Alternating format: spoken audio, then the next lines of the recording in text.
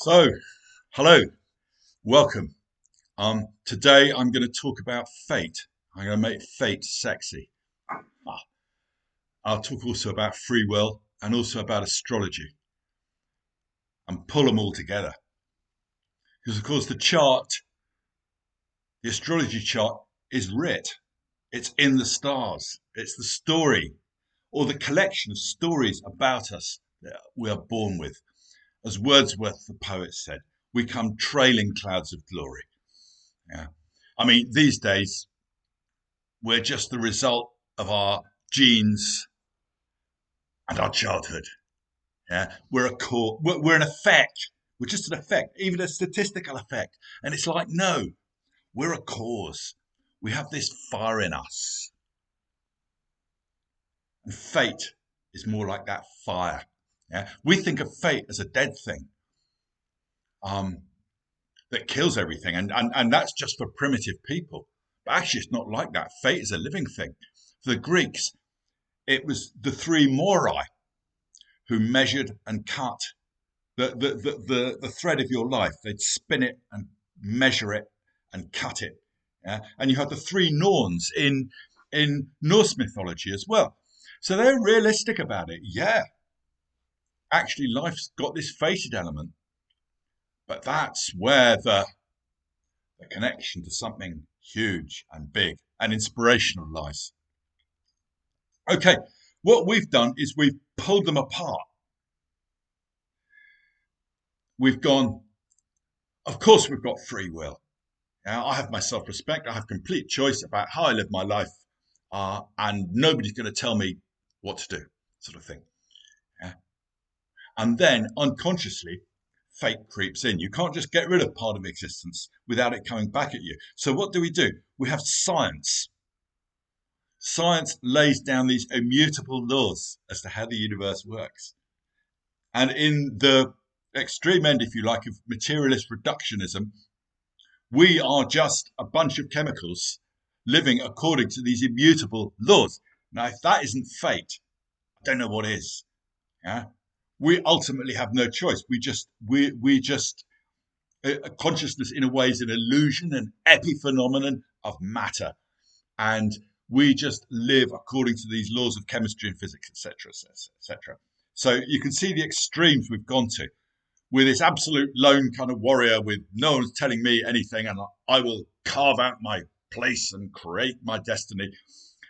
And yet this dead, immutable laws of a universe that isn't conscious is on the other extreme. So it comes in and hits you, but in a dead way.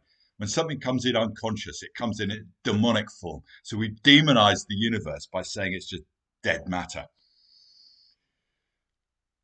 So, yeah, your fate is the chart if you're an astrologer. If you look at it, if you're not an astrologer, look at it in terms of the interests that you have. What interests you? What pulls you? What is it that you have to do in your life? That is fate. We don't choose our interests. I mean, when you find out what people are interested in, it's bizarre. You could never have predicted. This person, well, he's interested in First World War history. This person wants to be an astrologer. This guy likes motor car racing. Yeah. And this person likes Flemish tapestries and to learn how to create them herself. You just don't know. It's like, and well, uh, looking at other people like that, but also look at yourself like that. You didn't choose your interests; they came to you. Even what you think.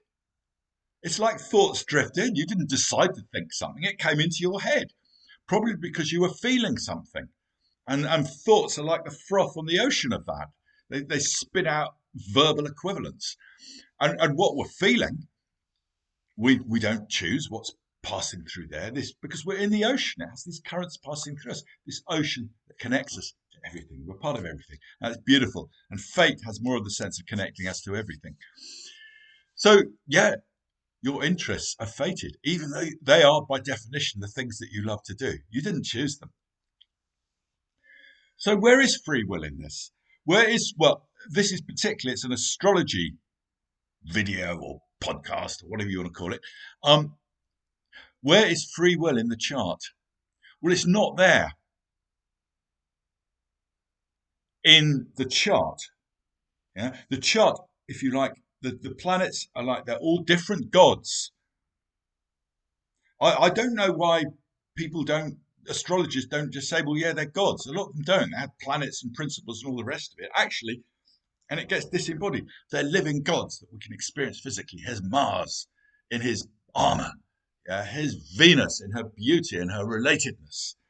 Yeah, here's Neptune with his soul, his world soul, his universe soul, breezing through us, flowing through us, etc., etc. You can feel these things.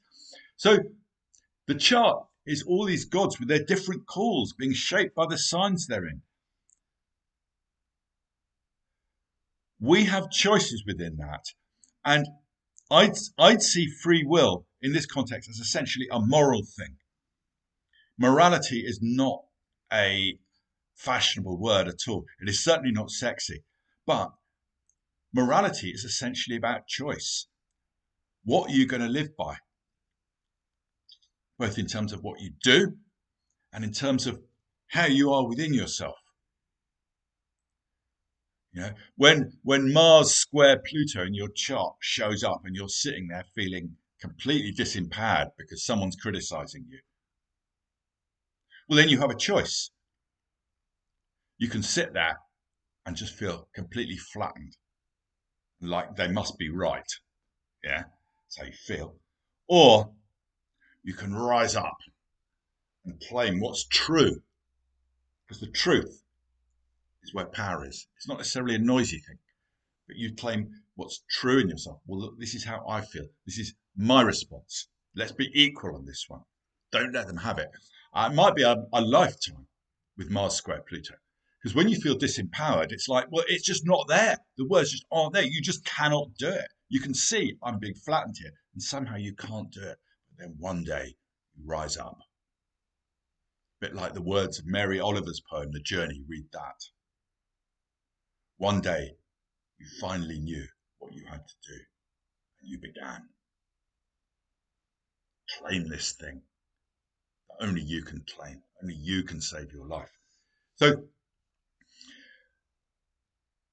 the choice is how we respond to those calls. And are we going to be true to ourselves? True to ourselves at all points, and true in what we say, and true in what we do. And then the chart becomes this powerful engine for like unfoldment. Our destiny turbocharges. The chart shows our destiny. If you like, there's moments when, particularly at times of great change, when it's almost like you can feel this big wheel turning, the Wheel of Fortune card in the tarot. You know, people around you, close to you, maybe they're dying. Maybe a new opportunity presents itself. Maybe someone new comes into your life. However it is, and you can feel, oh yeah, this is meant to happen, and you go with it. Can't remember where I was going there, but yes, that turbocharges if you're always true to yourself. And the pattern is we have these long periods of steady progress in what we're doing, and then that tips over. It tips over into a whole new phase of your life, and that's when you can start to see fate. And it's always a mysterious thing. It always takes you by surprise. It's never quite what you thought it was going to be, but it has that magic. It has that fire to it, and that is fate. And this is why an astrology reading, we may do not much more than just tell people what they know about themselves already. But how do we do that? Because the universe knows you, and that's a magical, inspiring experience for people. It's an enchanting experience. It makes them feel connected. It makes them feel loved. Okay, we're getting to the end here because I only have 10 minutes because I stick this on TikTok. But I think I've said what I'm going to say. But fate connects us to everything. I want to just chuck that one in. And the universe helps us. And our design, our mysterious pattern, is interwoven with everyone else's. And it's important we live it out, not just for the sake of our own life, but for the sake of the universe. It needs us to do it. It needs us to follow our callings and be true to them. Okay, see you next time.